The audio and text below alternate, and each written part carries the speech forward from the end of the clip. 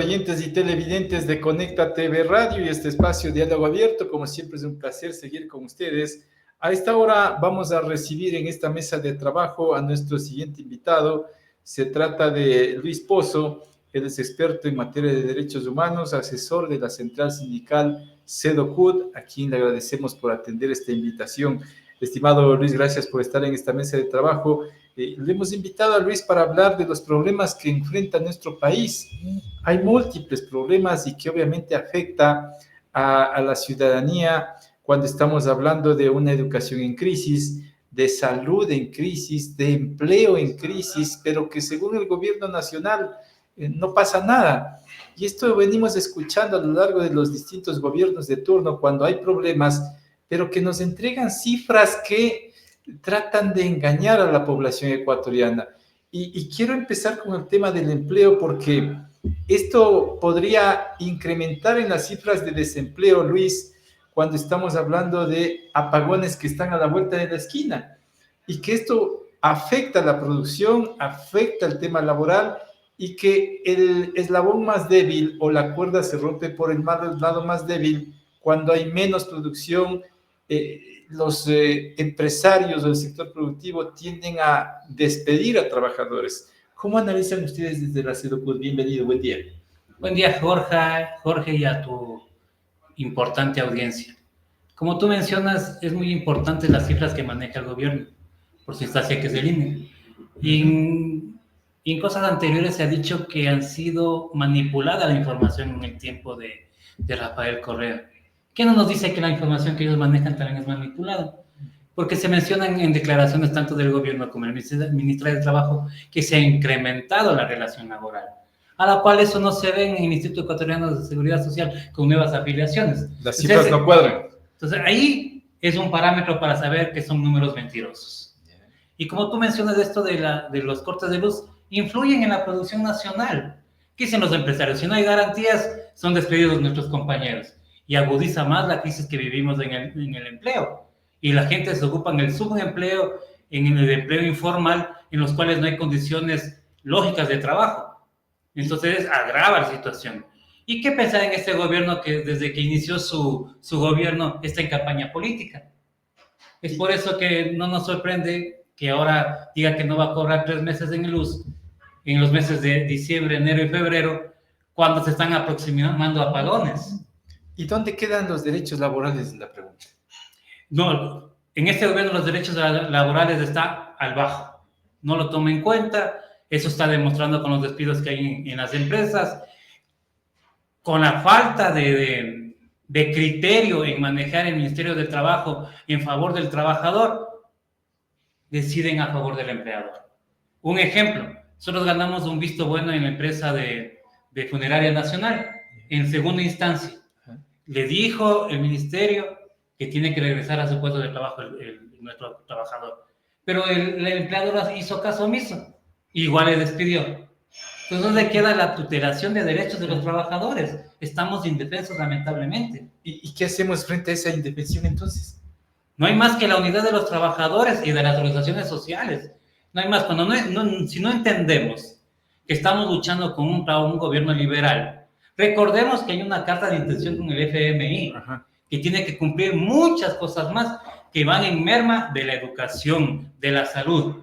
Recordemos que hace meses atrás estuvieron paralizados los servicios de diálisis de las personas, tanto del Seguro Social como del Ministerio de Salud Pública.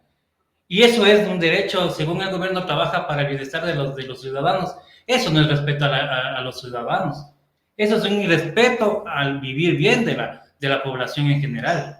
Pero ahora tenemos también organismos internacionales como la OIT que permanentemente cuestionan las políticas laborales de los gobiernos neoliberales, pero llega hasta ahí, es decir, cuestionamientos, informes, llamados de atención y que los gobiernos poco o nada hacen caso, es decir, caso omiso. ¿Qué hacer allí? No estamos de acuerdo en eso. Recordemos que el Ecuador no asistió a la reunión en Ginebra de la OIT, aduciendo que tenían una deuda cuando podían perfectamente ir y delegar a los trabajadores. Lamentablemente, la acción de la OIT no es vinculante para los gobiernos. Un derecho fundamental que hizo la OIT es que el derecho de la salud en el trabajo es el derecho fundamental. Y muy pocas empresas cumplen eso, y ni el gobierno peor. Entonces hay que ser más fuertes con la IT y decir que tiene que ser un organismo de control y que se cumplan con los acuerdos firmados, acordados por el gobierno. Y que haya sanciones, porque esto va a decir, o sea, te mando un informe, no cumplo, te sigo mandando observaciones, no cumplo, y esto es una cadena que nunca se va a cumplir, mientras los derechos de los trabajadores siguen mermados. Pero los gobiernos de parte o que suscriben estos instrumentos internacionales deberían estar obligados, pero a través de la misma participación, que acepten una demanda o que acepten una sanción en este caso. Estamos de acuerdo. Lo que se perdió en la OIT y lo que el gobierno no cumple es lo tripartito. Ajá. Pongamos en relación el acuerdo 255 que emitió el Ministerio de Trabajo sobre salud y salubridad en el trabajo. Eso no fue consultado con los trabajadores. Se hicieron en mesas de trabajo con la CONAIE y con ciertos organismos, pero los trabajadores que estamos inmiscuidos en el mundo del trabajo no estuvimos en ese reglamento. Entonces, ¿cómo puede ser aprobado y evaluado por ciertos organismos cuando no hubo el tripartismo, que es necesario en cualquier relación, tanto Estado, empleador y trabajadores? Y podemos hablar entonces de que estamos en un país donde las leyes se pisotean. ¿Podemos hablar de una dictadura entonces? Claro que sale que sí. Disfrazada en un gobierno que está trabajando para los trabajadores o para el pueblo en general, según lo que está invadiendo en las redes sociales por parte del gobierno. Usted sabe que el gobierno está manejando el TikTok, X, a su conveniencia, dando mensajes, como decía el anterior compañero catedrático que decía, es una manipulación, que la gente está con información de que esto pasa, esto no pasa, y crea un malestar en toda la sociedad. Una inseguridad, que uno no puede salir ni tranquilo a la calle, a un bus público. Entonces se da cuenta de lo que estamos viviendo como país. Ahora, si hablamos de leyes, hay una ley que está durmiendo el sueño de los justos en la Asamblea Nacional y que no se termina por evacuar. Me refiero al nuevo código laboral que plantean los trabajadores. Y en este documento, ¿qué es lo que le hace diferente al obsoleto? Se dice, tenemos el código laboral. Ahí hay muchas cosas que incluyen a todos los sectores, tanto como los que son de relación de dependencia como los que no son. Entonces ahí estamos incluyentes a todos los sectores laborales del país. Pero lamentablemente tenemos una asamblea que tampoco se ha puesto la camiseta para trabajar en bien y en pro de los trabajadores y del pueblo en general, pienso yo. Porque si uno tiene un buen trabajo, una buena remuneración, yo creo que la sociedad va mejorando de poco en poco. Es decir, ahí ya no habrían protestas, ¿no? O llamados de atención o quejas. Exactamente, pero si la asamblea no trabaja en pro, como fueron elegidos para en pro de la ciudadanía, esto va a ser un tongo. Recordemos que días pasados pasó lo de la fiscal. Eso parecía, disculpe la palabra, una discusión como en cualquier lado y no respetando a la asamblea. Un asambleísta yéndose encima del otro. Entonces, eso es lo que nos está representando. Es una asamblea que no nos representa y los proyectos que tienen para el bien de la ciudadanía están enfundados ahí en sus escritores. Pero se da cuenta de que los asambleístas son los representantes de la gente en la legislatura. Es decir, entonces, ¿a quiénes representan? Porque ellos llegan por votación popular. Exactamente, pero cuando llegan a sus curules se olvidan de por qué llegaron y las promesas que hicieron en campaña. Y dése cuenta cuántas deserciones llegan por un partido político, después de salir desafinan, se afilan a otros, son independientes y esos votos cuentan para votar por las leyes. Y si eso pasa permanentemente, entonces, ¿cómo votamos por personas que realmente nos representen? Es lamentablemente, pero es también culpa de la ciudadanía, que no tenemos una capacidad para poder elegir en personas que verdaderamente estén preparadas para poder crear leyes en beneficio de los ecuatorianos. ¿Pasa por ideologías? Yo creo que también por un poco de educación. Lamentablemente en los últimos años la educación no hay porque no hay centros, la universidad son mermadas para cierto grupo y la demás gente se queda sin estudiar. Entonces falta el nivel de técnico de educación. Póngase, el otro día estuvimos hablando en el Ministerio de Trabajo que se cree reactivar el SECAM, un ente donde era de formación de los trabajadores. Técnico. O sea que podíamos nosotros, después de salir de un trabajo, poder defendernos. Profesionalizar. Exactamente. No contamos con eso. Absorbido por el CNCID. Entonces son entes que tenemos que recuperar para el beneficio y para educación de los trabajadores, de los hijos de los trabajadores. Porque una ciudadanía sin estudios, téngalo, por eso estamos viviendo esto.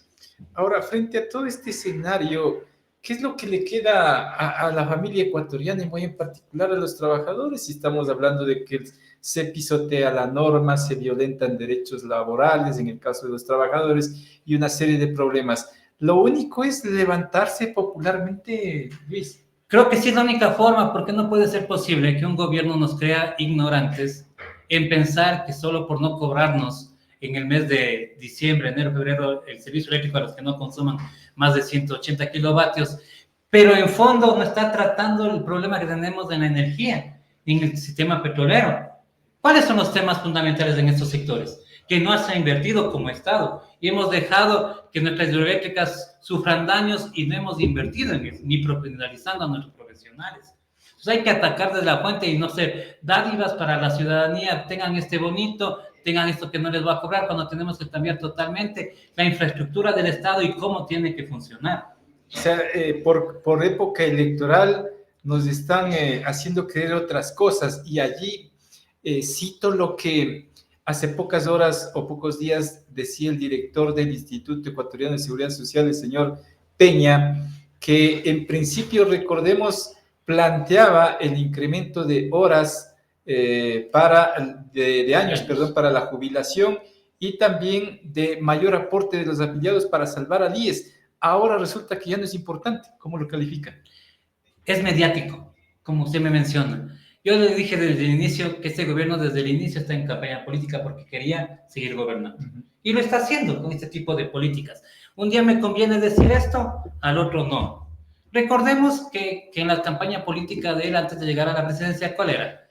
Que no iba a subir los aportes, que no iba a tocar al IES, y hubo las declaraciones que usted menciona del director Peña. Entonces se da cuenta que según las necesidades que vaya pasando y los discursos que tengan en el momento. Es decir, si vuelve a ser reelegido el señor Noboa, el señor Peña retomará el incremento de años. Sí, esto es un hecho, porque eso han querido no solo desde el gobierno de Noboa, gobiernos anteriores ya han querido. Sí, claro, sí, sí. Esto no es nuevo, ¿no? No es nuevo.